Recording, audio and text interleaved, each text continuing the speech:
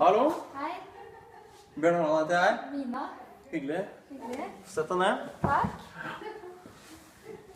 Ja, Ja. jeg ser at du kommer alene. Ja, som vanlig. Man vil jo ingenting. Nei, du vet mannen din at du har kommet hit? Ja, fordi det har jeg faktisk sagt hele uka. Ja. Og minnet han det på i dag tidlig også, men han har jo aldri tid. Han har jo ikke tid til meg heller, uansett. Nei, Det er sånn hver gang. jeg skjønner. Ja. Jeg tenker uansett at jeg bare vil si det at denne, altså nå er du jo på Lurs parterapiklinikk, og jeg jobber med dette i 10 år. Og det at du nå kommer alene og ikke har fått med mannen din, det har jeg sett veldig mange ganger før. Så du er ikke alene Nei. om det. Vi har nå en halvtime Ja. til rådighet. Så jeg er egentlig bare interessert i å høre hvorfor du er her, egentlig. Ja. Nei, jeg vet ikke. Jeg bare føler det går jo ikke så bra mellom oss. Vi krangler veldig mye. Og jeg føler det er mer krangel enn vi snakker og er med hverandre. Og så Nei. Jeg vet ikke. Og hvis vi snakker sammen, så er det bare krangel. Vi kommuniserer ved å krangle. Ok. Men når du sier at vi kommuniserer med å krangle, er det slik at det alltid er en opphetet stemning, eller hvordan? Nei, det kan jo som oftest være at jeg vet ikke at vi sier noe som irriterer hverandre. Som, ja, jeg synes han sier så mye dumt. Bare så at jeg kan få satt meg litt inn i det. Kommer du på et eksempel? Nei, eller ting jeg irriterer meg over er at han sier at han skal gjøre noe, men så gjør han det aldri. Ja, jeg skal gjøre det der, men så går det lang tid, og så har han fortsatt ikke gjort det, og så sier han fortsatt ja, du har rett, jeg skal gjøre det, og så gjør han det fortsatt ikke. Uansett hva det skulle vært. Tenker du da på for eksempel noe husarbeid? Alt. Han gjør aldri noen ting? Jo, han gjør jo det. Fordi men det er kanskje lett hvis du har noe spesielt du ønsker at han skal gjøre, og du ser at det ikke blir gjort. Ja. Nei, for eksempel, han blir ikke alltid med på besøk til familien min, og det kan fort bli en krangel ut av det, føler jeg. For jeg vil jo gjerne være der, men han har ikke alltid lyst til å bli med. Så ja. Nei, da vil han være hjemme og slappe av. Ok. Har dere pratet noe om hvorfor han i så fall ikke vil være med til sine svigerforeldre? Ja, jeg vet ikke. Jeg tror ikke han føler at han har så veldig mye å gjøre der. Eller at han kan være der noen ganger, men ikke sånn så ofte som jeg er der. For jeg er der som ofte sånn kanskje 3 ganger i uka, og det blir kanskje litt for mye for han. Ja, av de 3 gangene, hvor ofte vil du si at han pleier å bli med da?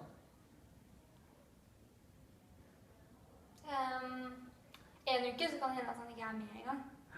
Men hvis jeg tvinger han, så blir han nok med en gang i uka. Når du sier at du tvinger han, hva? Ja, eller det er jo fordi at jeg kommer ut til han.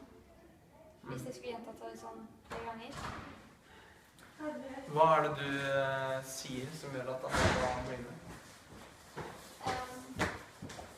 Nei, jeg sier at det er uhøflig, og at det var ikke derfor jeg gifta meg med han. Så at han ikke skulle bli med på ting og ja. Ok. Så han må jo delta i livet mitt, på samme måte som jeg deltar i livet hans. Blir du såret når han velger å ikke bli med til dine foreldre? Ja. Det er jo mennesker jeg er knyttet til, veldig, veldig knyttet til.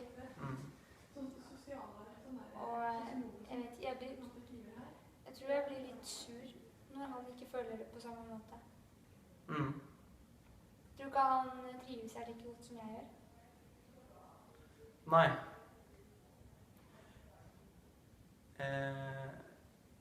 Ser du noen grunn til det fra hans ståsted? At han ikke nødvendigvis trives så godt der? Jeg vet ikke. Som du sier.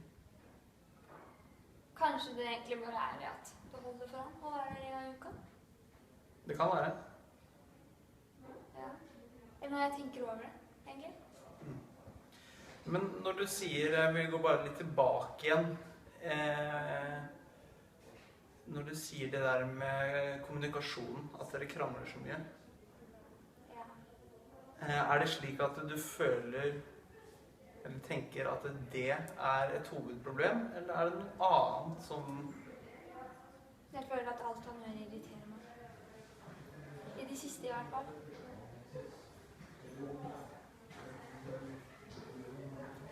Når du sier i det siste, har dette her pågått da i noen måneder, eller er det snakk om år?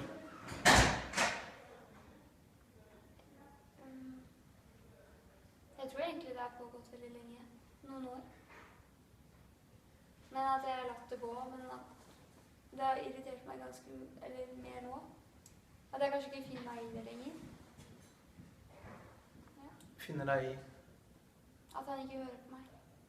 Ikke på den måten, men at han ikke deltar i ting, og i stedet for å fikse opp med meg, så velger han på en måte å gå. Ok, når du sier at han går med at han fysisk går, eller blir han stille og mutt? Eller? Ja, stille og mutt. Ok. At han trekker seg bare tilbake igjen? Ja.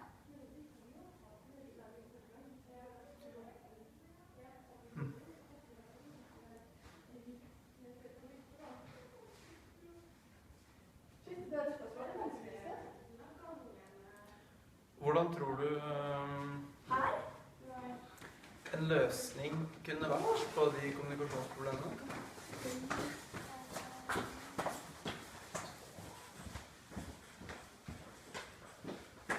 Altså, hvis du ser for deg en ting som du kunne gjort, som kunne gjort at kommunikasjonen dere imellom kunne bli bedre. At jeg ikke blir irritert så fort. Sur så ofte.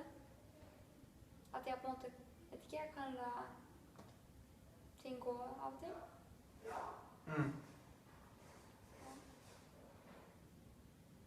Det høres jo veldig bra ut, da, det du sier nå.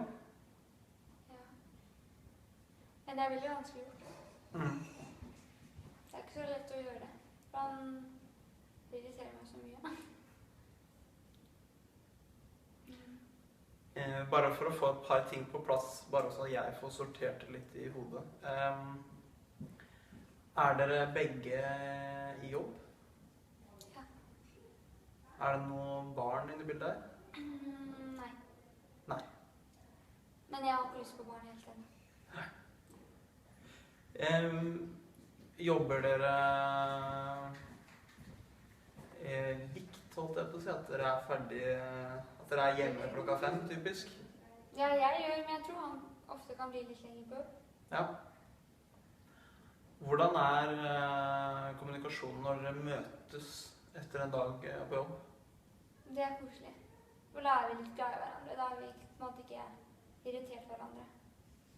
Ok. I løpet av dagen. Da har vi vært litt borte fra hverandre. Når er det i så fall problemene begynner å oppstå?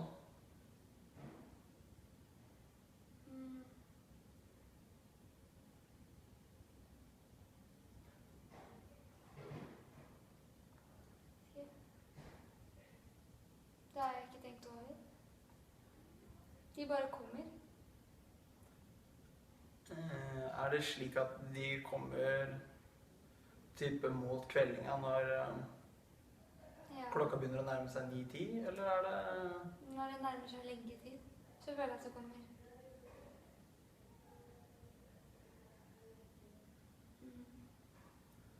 Hva tror du kan være grunnen til at den kommer da, og ikke når dere treffes etter en lang dag på jobb? Jeg tror ikke jeg har lyst til å gjøre noe med han med en gang, men at jeg tør å ta opp ting litt senere. Da har han fått slappet litt av. Jeg merker jo at du har jo medfølelse med han, at du bryr deg om at han skal få lov å slappe av og... Ja, han er jo sliten som meg etter jobb, og jeg tenker at han kan få slappe av før jeg... Jeg vil jo ikke si at jeg klager, Nei. for han har jo deltatt like mye ting som jeg gjør. Jeg er jo med til familien hans, jeg jo, når han skal dit. Og jeg vasker badet og støvsuger huset når jeg skal, og tar oppvasken. Men jeg føler på, eller han gjør det han også, men det tar lengre tid enn det skal. Og at han rett og slett bruker, du tenker at han bruker for lang tid? Ja. Jeg tror han blir løs. Ja. Men at han rett og slett bruker for lang tid, ja. Ja. Han gjør det han skal til slutt, men at det bruker så lang tid. Er det noe som irriterer deg? Veldig. Er det noe du pleier å si til han, gi uttrykk for? Jeg pleier å si, hvorfor kan du ikke gjøre sånn som du sier, bare få det unnagjort? Så sier han, ja, jeg skal gjøre det, og så tar det tid før han får det gjort. Mm.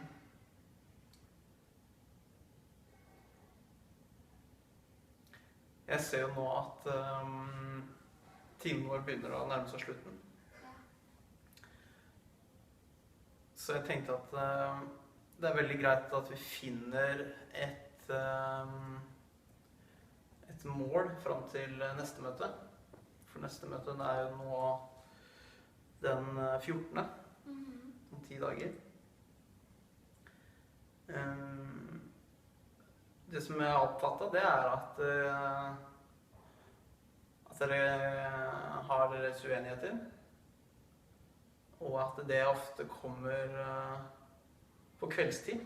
At det er ikke noe som at det virker som for meg at det er en viss gjensynsglede når de treffer hverandre etter en dag på jobb, men at problemene opphoper seg mot slutten av hver dag. Ja.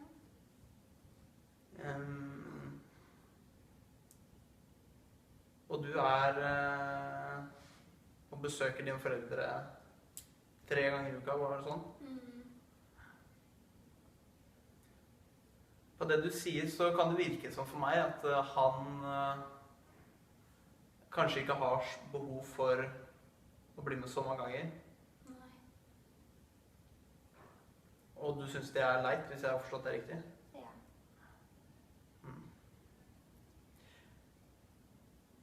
Har du noen tanker om hva som kunne vært et mulig mål å jobbe med til neste uke?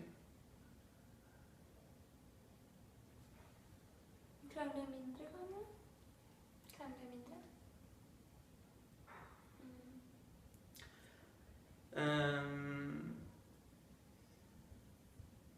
I forhold til det du sa med oppgaver, at med husoppgaver, at han bruker så lang tid og sånn, så kan jo vi menn, vi kan jo være litt treige av og til med husarbeid.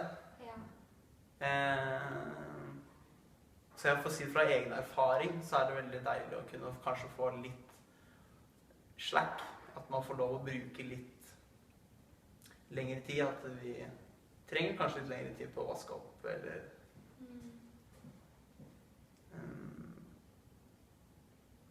kunne et mulig mål vært for eksempel å latt han få sin tid, og når han har gjort det, og ikke nevne noe på tiden han har brukt, men bare si godt jobba, og gi han generelt positiv feedback, og så at du heller holder tilbake de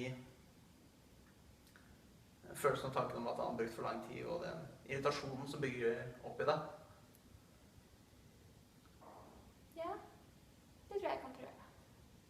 forsøke på å gjøre det, holde tilbake igjen for at neste gang. Ja. Jeg kan prøve. Ja. Og da heller som et tips bare det du blir irritert over. Skriv det ned, ikke si det til han. Så kan du ta med det til meg neste uke, så kan vi se på det. Så kan du få utløp for irritasjonen din i møte med meg. Ok. Greit. Høres det bra ut? Ja, det høres bra.